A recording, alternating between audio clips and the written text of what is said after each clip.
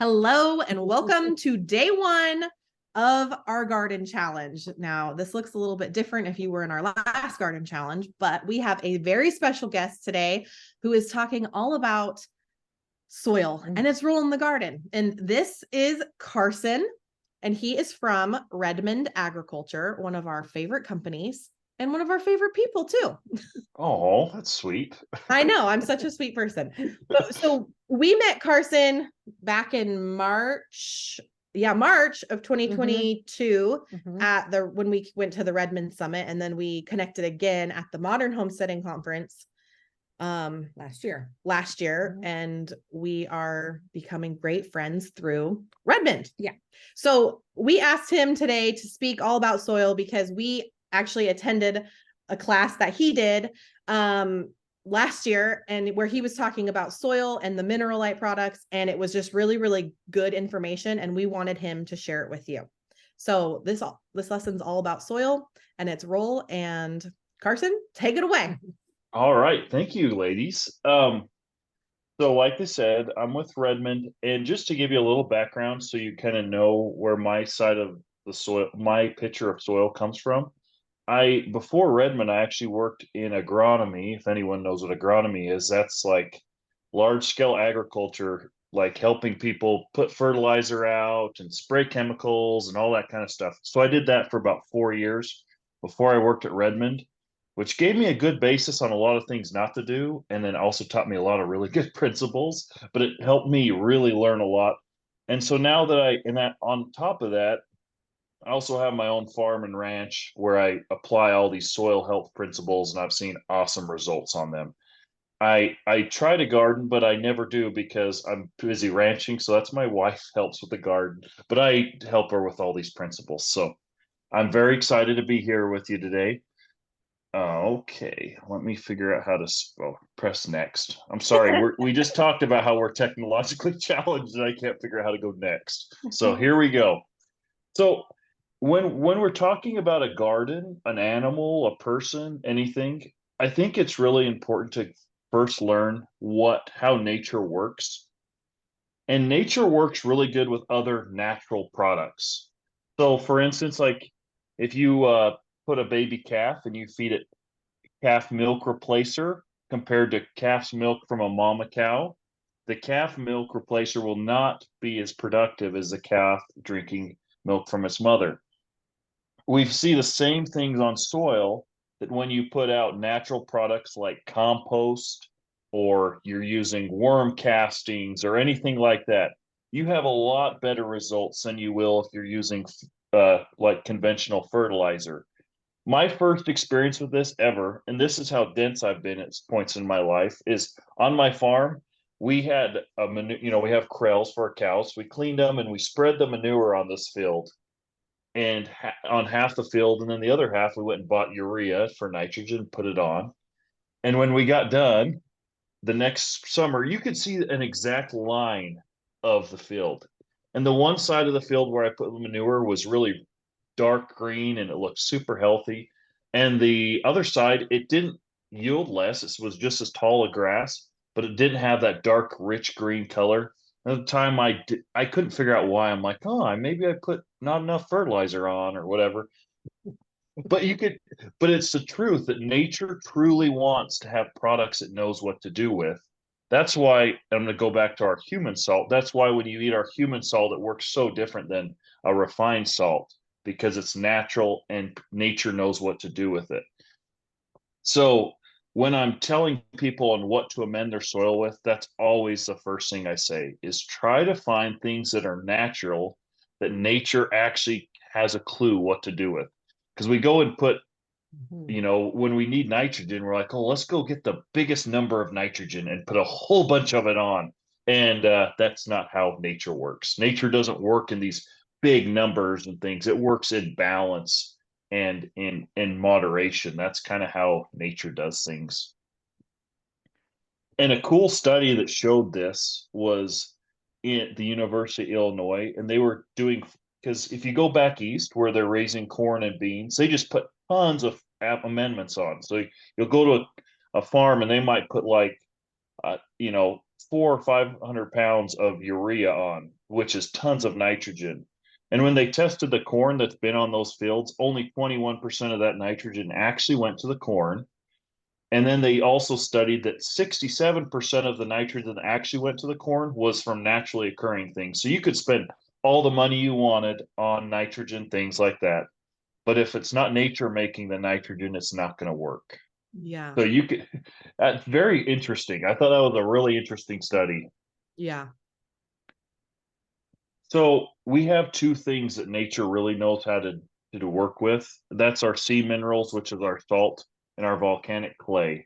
And those are both products that nature kind of knows what to do with because they're natural products. They've got 60 trace minerals in them, in both of them. The salt has a little less minerals than the clay, but the salt has different good things that we'll talk about a little later. Um, and when I was talking about things that nature needs, is when you stop worrying about all the things that could be going wrong in your soil and just start focusing on one thing. Is my soil alive and is my soil healthy? Things just go better. When your soil's alive, you all of a sudden have less weeds. When your soil's alive and healthy, you have less bugs. When your soil's alive and healthy, your plants are thriving. And you're like, okay, so how do I tell or how do I make my soil alive? So we've been putting our products on soil for a long time. I'd say 15 years or 20 years. And when we've been doing this at a research facility, and we sent in some soil from the research facility with our products compared to using just normal fertilizer. As you can see on the little screen here, that the amount of bugs and protozoa and nitrogen produced by nature in our product is astronomical compared to what the fertilizer product had. And so when we got results like zero total protozoa in the fertilizer trial, the lab's like, yeah, it's very typical. Most soils don't have much bacteria or life going on in them. And if you learn about soil, bacteria, and life, that's what actually makes things work. So there's more than just what we learn about putting on nitrogen and phosphorus, and we'll go over that. But hopefully, we don't get stuck on, oh my goodness, I'm out of nitrogen. I just need to, that's the main thing I need to do. We need to worry about our soil being alive and healthy. So to do that, this is my favorite part, is to do that, you can make it as complicated or as easy as you want. And when I used to make it complicated, it used to just not work very well for me. So I'll tell you what I used to do with a soil test and what I do now with a soil test, if that makes sense. When Yeah. I worked at the agronomy, the fertilizer place, a farmer would bring in a soil test to me, and I would go and look, and I'd look at every night nutrient, and then I would say, oh, he's this much short on nitrogen, he's this much short on phosphate, he's this much short on all these things. And I'd make this special mix of fertilizer for him, and he'd go put it out, and his results wouldn't change that much ever, you know. And then one time I was doing this for a good friend of mine, and I'm like, I get his test. I'm like, well, your test's really good. What have you been doing? He said, oh, turkey manure. There's a turkey barn down the thing. I've been putting turkey manure on for the last 5 years.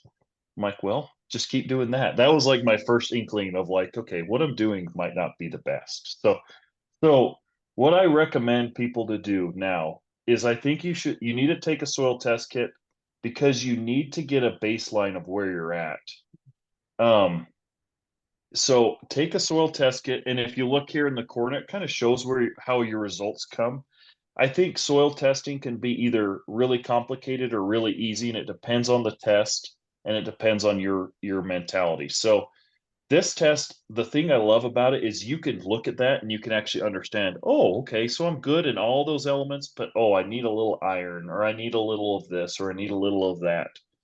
The thing that to be careful with though is to look at this test and say, oh my goodness, I need iron, so I need to go buy a whole bunch of iron supplements. And I need magnesium, I need to go get magnesium supplements, and I need zinc, and I need a little bit of nitrogen. So you go get all these supplements and think that you're going to fix what the soil has going on.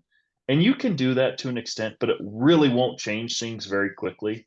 Mhm. Um, like I like to use it as my baseline. It tells me where I'm at and what I need to work on. Okay. So like So if it tells me I'm low on nitrogen, I can either go and buy a nitrogen supplement, which is probably a fine thing to do, go put some nitrogen on, but I'll also be saying, okay, I might need to put a little bit more manure on when I'm putting on my manure or my compost or, anything like that. I'm just going to put a little bit extra on to help. And the cool thing is when your base is something like compost, manure, or something like it doesn't just have nitrogen, it has every mineral in it. Compost is so rich in all these other minerals. So if you get a soil test kit and your results are not like, oh my goodness, I'm like have zero nitrogen, yeah, I'd supplement some nitrogen. But if you're pretty close, my recommendation usually is just go put some compost on. Start making compost. If you can't get compost, find some manure and just put it on. And that's always my first step is get your soil test kit and see where you're at. And the cool thing about our soil test kit, it'll tell you which of these products you should be buying, depending on what you need.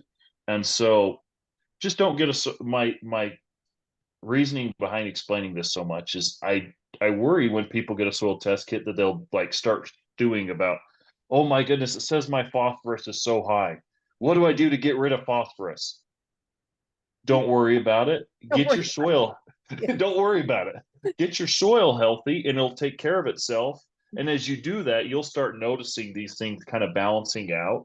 And it doesn't happen overnight. It takes sometimes a couple years, or sometimes you'll be like, okay, and then you'll learn some new things to apply. But I think the main thing is use it as a baseline of your soil health and take care of outliers, if that makes sense. So Mhm. the things that are extremely high and the things that are extremely low, focus on those, and then nature will take care of the rest. Um, and the way and something that's really cool about our products is if you look at the back of the bag, you're like, there's a whole bunch of minerals. I think I said there's 60 plus minerals in there, but they're all these little tiny amounts. Mhm. But the cool thing is what our products actually doing. So if you start here, I'll tell you what to do. So you get your soil test kit back and you say, okay, my soil's in pretty good condition. I'm kind of moderate on all these things. What I would recommend if you just need a boost in your soil, just a small boost, is our Mineralite product. It's just called Mineralite Foundation. It's just our foundational product. And what's in that is a small amount of sea salt. And when I say salt, that always raises people's alarm bell in the garden. But like I said, we're not putting white salt. If I was putting white salt, yes, that'd be a problem. When you're Mhm. putting mineral sea salt, it works differently. And the other thing that it does is salt has a lot of electrical conductivity, which when you put it on those microbes and the bugs in the soil, it gives them a boost and like a jolt. It's like giving them a Red Bull. They get going and start working, right? So I'm not promoting drinking Red Bulls, by the way. It's probably not good for you, anyways. So it gives your soil a boost. So our first product, it has our salt and our clay, which our clay also binds toxins and it has all those minerals. Mhm. And it also has what's called CEC, which is cation exchange capacity. And that's just the ability to hold nutrients and a place for the bacteria to be. And you don't need to get really deep in the details to know that kind of stuff. But if your soil's pretty good and you think it just needs a little bit of a boost, which I would do this even if my soil was within acceptable range of everything, because I want to just give my soil a boost for healthy plants. That's when you use foundation. And build and grow, they're very similar products with just two little differences. So build is our salt, our clay, humates, and then one more volcanic mineral that is super rich in minerals. Okay. And so you put this on and you'll have the same things. What happens is you're not fertilizing plants at this point. You're building soil because this will wake up the bugs in the soil. It'll give them the minerals they need, and it'll just give it a spark of life is what I like to kind of describe it as. It'll give your soil a spark. So if you have your own compost, and I recommend using Build if you have your own compost. So if you're putting your own compost or your own manure, which if you watch Kay and Jordan, then you should be doing that because I just saw a post the other day where you said If you have problems, just use compost. So yes, if that's when you use build. If you have your own compost, then do that. But we do know that not everyone has the opportunity to have compost. You might be growing in a garden, in like in a bucket in your back of your apartment. There's a whole bunch of reasons why you might not have compost. And if you don't, then use mineral like grow. So grow is the same thing as build, but we added turkey or chicken manure, chicken litter is what it's called, as a nitrogen source and a way to kind of balance your soil out. So that's when you would use build, is when you have your own compost. Grow is when you don't have your own compost. And I'd say 95% of the time, those are the two products you will probably be using, because all of our soil needs those minerals. And like I said, we're not just putting, the cool thing about our products, you're not putting one mineral on, you're putting 60 minerals on at nature's balance, which is really cool. Right. And so that's kind of how that works. If you have, do you have any questions on that, Kay or Jordan? Yes, I Or have a question. okay. So if your soil is pretty healthy, you've been growing and maybe you're going to put a new crop in, you're rotating your crop or your succession planting for the season, is that when maybe I would just use some foundation just to give a little boost before I plant a new crop? Yeah, that'd be a good scenario. If Okay, especially if you're following really good soil health practices, that's probably going to be your end goals. You just use a little bit of that. And one thing to mention, I didn't mention how often to use it. I'd use it 1 or 2 times a year.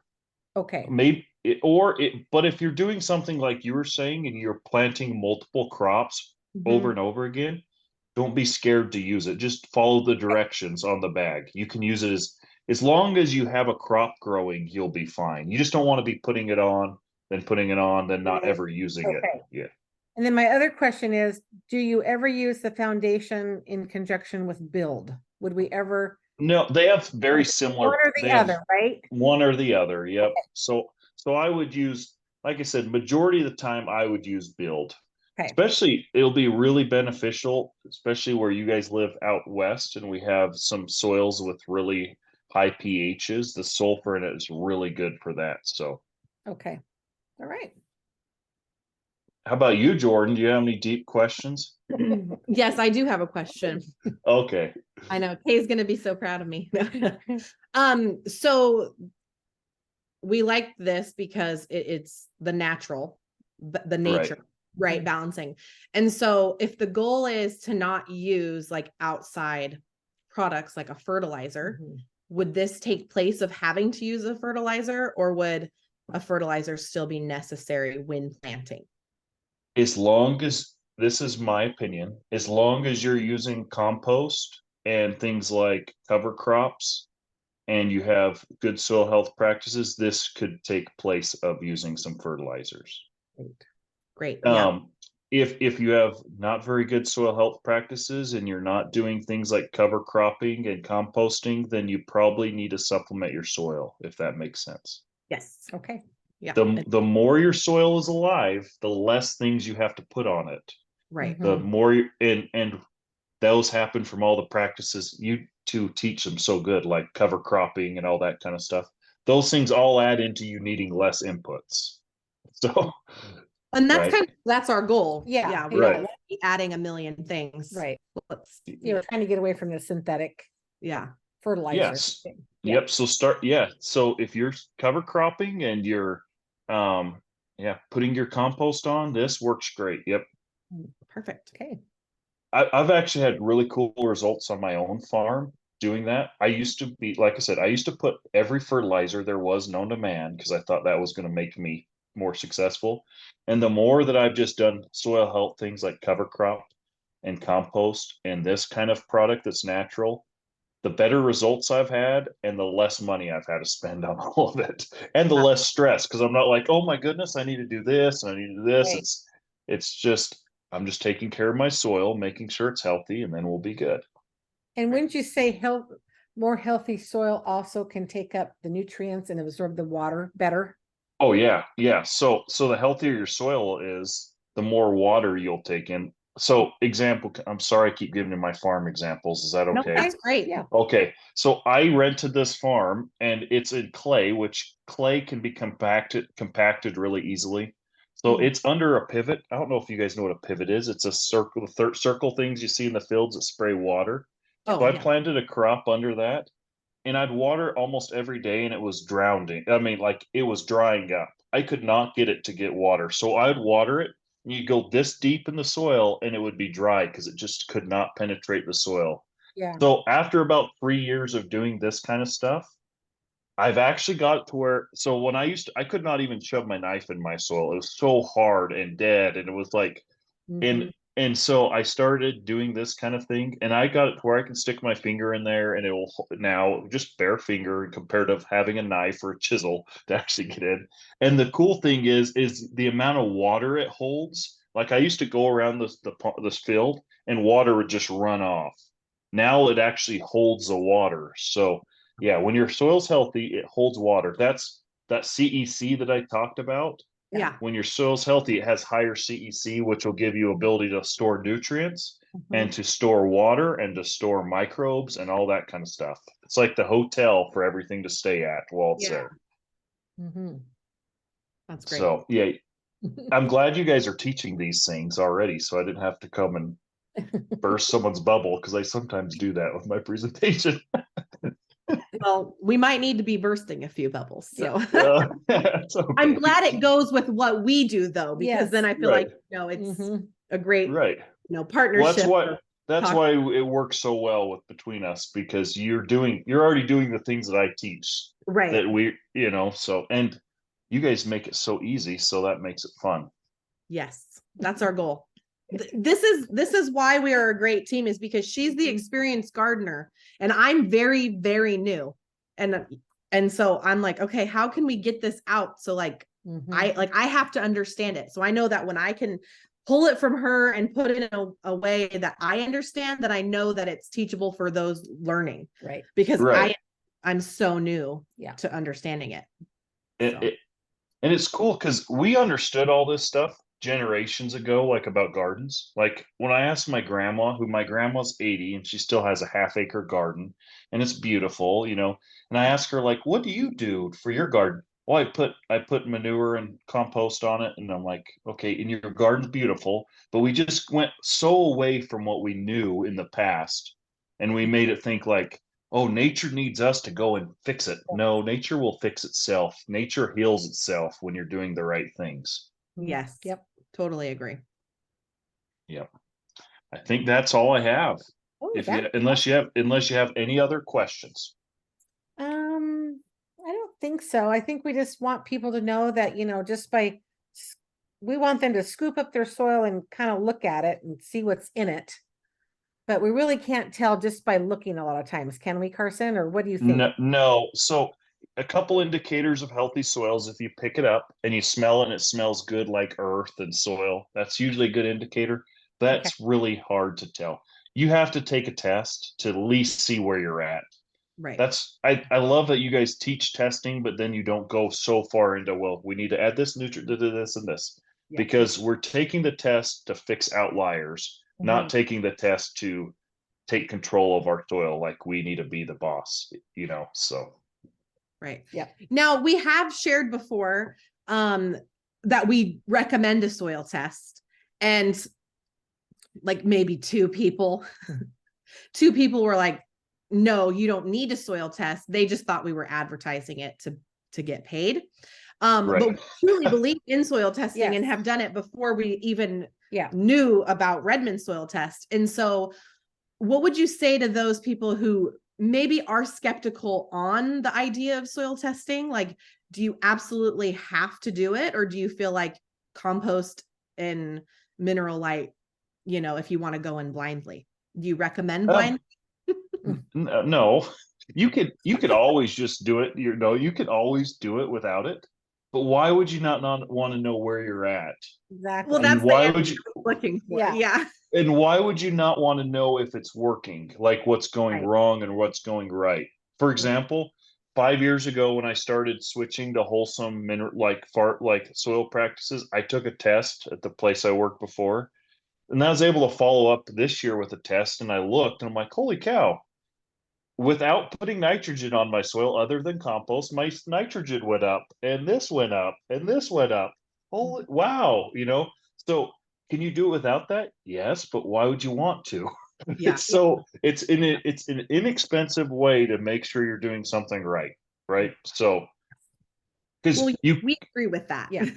okay, because like yes, you're so if you just go and you're like, oh my goodness, my garden is not producing, and I did put compost and I did do this and I did do that. It's like, well, if you didn't do that, maybe you didn't notice that your soil has zero nitrogen. And if you have zero nitrogen, compost might not be enough, Right. right? Like there's times to add, and that's just looking at the outliers. So it's always good to take a test because then you can kind of say, well, okay, I'm going to try this. I'm going to supplement iron here and I'm going to not supplement it here. Did it make a difference? Like things like that are okay to do in your garden. But Yeah. the main thing is just get your outliers taken care of. Yeah. Yeah. So your person was right. They could do it without, but why would you do that? Yeah. So- Well, that's how I feel. I'm like, well, yeah, they didn't used to do it a long time ago, but they knew how to care for their soil better. Mhm. right, yeah. And So, their soils weren't as depleted as ours are, right? Right. yeah. Their soils, there's studies showing that our soils are way more depleted than they used to be. So if we like I love you guys teach the journey of eating the food you raise because of the nutrients and all that. If we truly care about having nutrient dense food, we need to have healthy soil. That's the first step to nutrient dense food. Or you just will go buy it from the grocery store. But Right. don't do that. We're Yeah. not doing that. Yeah. We never. No, you don't. Okay, I thought of one Nothing. more question. Okay. So the question is, if you're spreading some of those minerals on your soil, can you plant right away? On each Yes. 1 to 3 of those. Yep. Okay. Yep. And you don't need a lot. It's just a No, little it layer and just kind of work it in, right?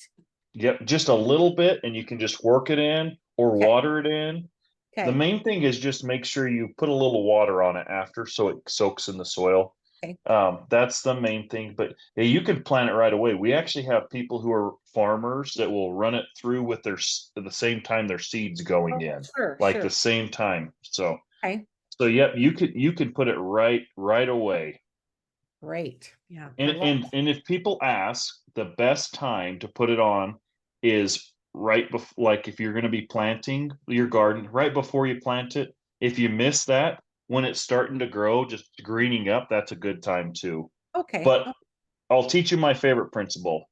The Yes. best time to do it is actually doing it. So don't say, well, I won't do it till spring. Because if you're like me, you won't unless you do it. Like I do it right. Like our product is not one that's like, oh, if you don't put it on the spring, you won't see results. No, it's better to do it now. And if you forget, if you didn't get it done and then it's fall, you can Yeah. do it in the fall. It's going to be great. But Yeah. yeah, so if that makes sense, the best way to do it is just do it. So Yeah.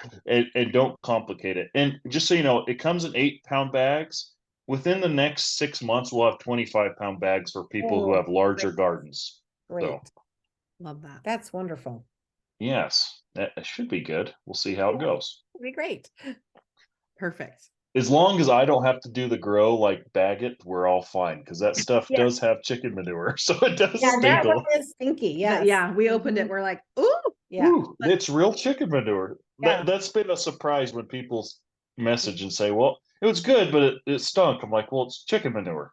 Yeah. Like there's some We chicken know manure." how good we know how good Mhm. chicken manure is because we Yes. run our meat birds on the field right next to our garden. And after every season, we're like, Mhm. oh my gosh, that pasture looks so amazing. Yeah. I'm sure you could.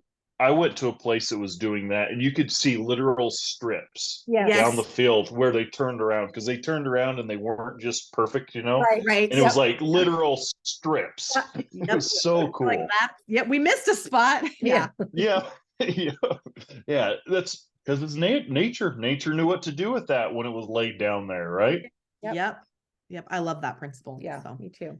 all right. Well, thank Okay. you so much for joining Yes. us Thank you. and Yes. explaining this to everybody. And we hope that they all see the importance of healthy soil. And that's the key. So Mhm. Perfect. thank you for joining us. Okay.